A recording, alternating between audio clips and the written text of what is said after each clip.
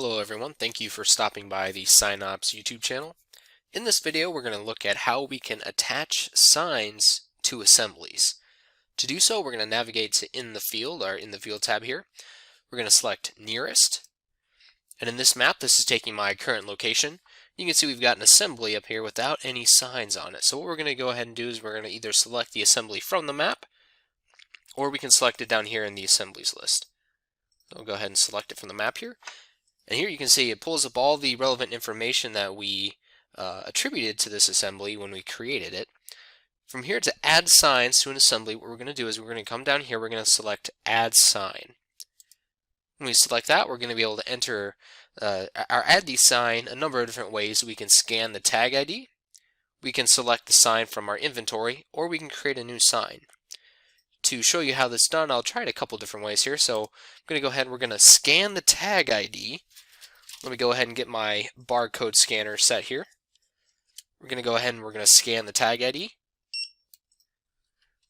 Now you can see it pulled that barcode information from a sign that has been assigned a barcode.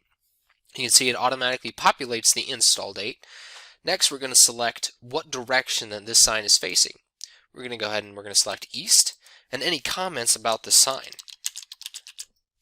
Let's say this is just the test. We'll go ahead and we'll click on Save. And now you can see that this stop sign is now associated with this assembly.